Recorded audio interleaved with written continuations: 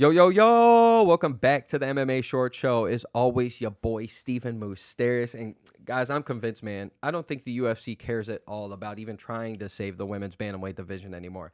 Like, I get it. They're in a terrible point right now where 145, 135, you lost your GOAT. You lost the double champ. You lost Amanda Nunes in retirement. So, if that wasn't bad enough, you guys absolutely go on and delete the 145-pound division from even existing. And you guys didn't even announce it. That's how bad it was getting.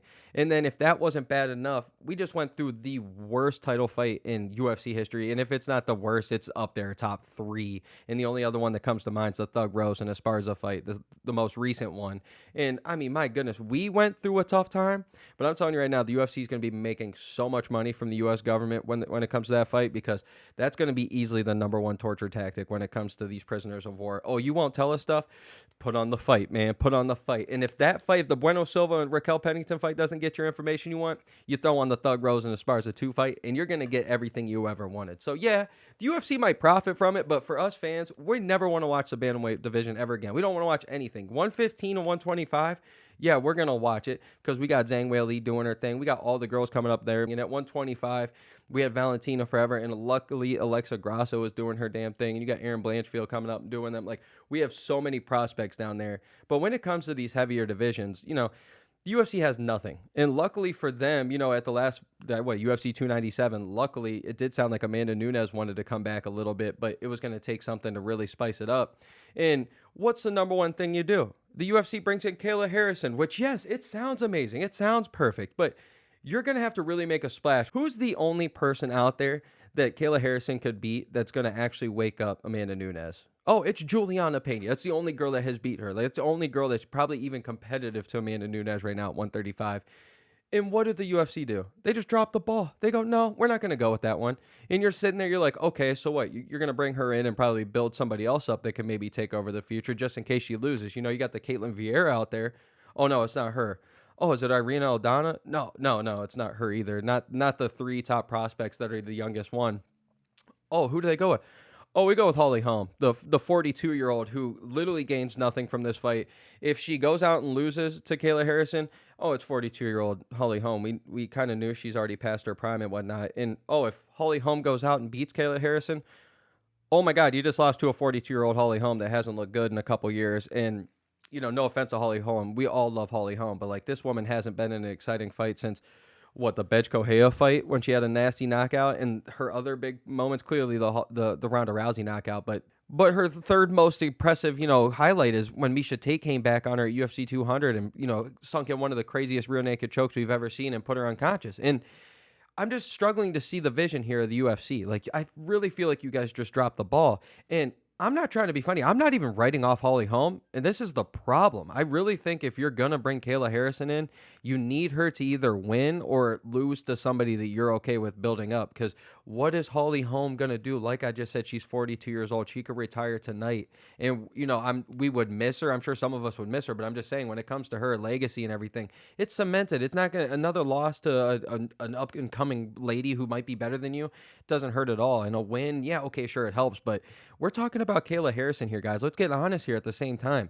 I don't know if you guys have watched this lady fight. I know she's an amazing judo artist. This girl is one of the greatest judo players you'd ever watch, especially when it comes to women. It's right there. It's right up there with Ronda Rousey. I know Ronda Rousey beat her in a judo match years and years ago, but when you look at this lady's, you look at her resume in judo, it is spectacular, and there's no secret at all that her game plan in MMA is to take you down and just grind you out and ground and pound and hopefully look for a submission. But when we look at this lady's stand-up, Aspen Ladd gave her all the problems in the world, and Aspen Ladd got cut from the UFC because she couldn't cut it. This lady against Larissa Pacheco, I don't know if you guys, Larissa Pacheco is a dog, and she's got some striking and whatnot, but I don't even think she would give Holly Holm any problems. And I'm just saying, this lady, Kayla Harrison, also really struggles with her gas tank. And Holly Holm is one of the greatest fighters with her movement and her footwork and keeping distance. And she's really good at clinching. I'm just saying, I think this fight could be one of the most boring fights ever. And especially at UFC 300, you need some gas to it.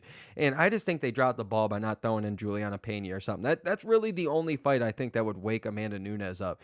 A win over Holly Holm, 42-year-old Holly Holm, doesn't do anything for Kayla Harrison. I guess maybe you get some more views when it comes to UFC 300. You see Holly Holm's name for the average like fan, I guess maybe. But even then, you just put yourself up for seriously a position to have one of the most boring fights. This could easily be a 3-round boring one where Holly Holm does what she always does, keeps her distance. She's really good at getting out of there. You're not gonna just take her down at will. This lady is great at getting out of there, keeping the distance. She moves very fast. And I'm telling you right now, Kayla Harrison does not move that head whatsoever. Like that lady takes punches to the face, doesn't move her head. When she gets gassed, it's all bad. And if Holly Holm gets her like that, oh, she's gonna have a field day. But I'm just saying, I don't understand the UFC's point right here. I don't understand what they're going for. You have one chance to build this division back up, and you have the golden ticket to get Amanda Nunes to return, and all you need to do is just throw Juliana Pena in there against Kayla Harrison. It would have been perfect. She's looking for new blood. You just need somebody just that Kayla Harrison can beat to make it somewhat impressive, and it's just not that. It's just not that. The only two ladies in this whole division that you cannot have Kayla Harrison come in and fight her first fight is Misha Tate and Holly Holm. It's the only two you can't have. And not to mention, they're just wasting opportunity here. Let's be real here again. Kayla Harrison, when she was competing in judo, this woman was competing at 171 pounds. There are reports out there that she walks around at 180, and they want her to go down to 135 where she's never competed. This woman struggles making 145 for the PFL. I'm telling you guys right now, she might make it once, she might make it twice, but she's not going to make it 3, 4, 5, 6 times when it comes to this division. You almost just bought her for 1 or 2 fights, and the number one fight you're doing is Holly Holm. What if this lady doesn't even make weight? And now you got it going out here. You just wasted Holly Holm's time. You wasted all our time at UFC 300. You don't get Amanda Nunes back because she's not even going to mess around with that fight because you already got rid of the 145 division. Like, I just don't understand what they're thinking right here. It's a great move to bring Kayla Harrison in, but like I'm saying, you have a few chances of her making weight, if at all, and we're going to waste one with Holly Holm. Like, come on, Holly Holm and Misha Tate have their legacies already cemented. They cannot gain anything. Yes, you could add Kayla Harrison's win over there, but if she comes over to the UFC and loses her first fight, we're just going to sit there and look at her. If we look at her resume, we're just going to go, ooh, a lot of these ladies no one knows. You know, even if she wouldn't have lost to Larissa Pacheco in their third fight, nobody would really even know Larissa Pacheco. No offense to her, because she would be 0-3 against Kayla Harrison. You know, Aspen Ladd, like I said, you know, she's probably the most well-known fighter, probably maybe the best fighter outside of Larissa Pacheco that Kayla Harrison's fought, and she was nothing in the UFC. So I'm just sitting here confused, man. It's just making me think the UFC really doesn't care about these divisions anymore. I really think they might be trying to get rid of 135, 145, you know, unless they can get Amanda Nunes back, but after the Bueno Silva and Pennington fight, Juliana Pena, honestly, she looked good against Amanda Nunes, but does she look good against anybody else? You know what I'm saying? Like, it could get ugly. I think they're putting all their eggs in their baskets with Alexa Grasso, Zhang Weili, all the up-and-comers that we got down there, Tatiana Suarez, all these ladies coming up. Just absolute killers. And it's just, man, it's just depressing out here because just when you think the women's divisions are getting better and better and these women are, you know, evolving in MMA, you get this damn stuff at 135, and it's like, ugh, this might be the worst time in any women's moment in the UFC. So I don't know what they're gonna do.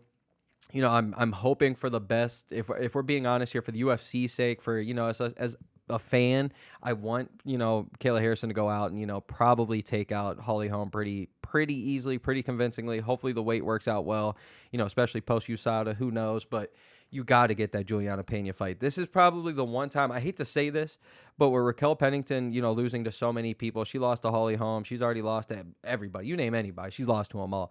And for her to be the champion right now, I really think this is a weird time where getting a Kayla Harrison versus Juliana Pena fight without them even being champion would be, you know, bigger than them, you know, one of them fighting Pennington. I really do. I think that fight would get Amanda Nunes out there, and I don't think Amanda Nunes cares about being champion right now. We already know she retired as champ, and who knows if the UFC's got a chance to put Amanda Nunes in with somebody, and all they got to do is kick Raquel Pennington out.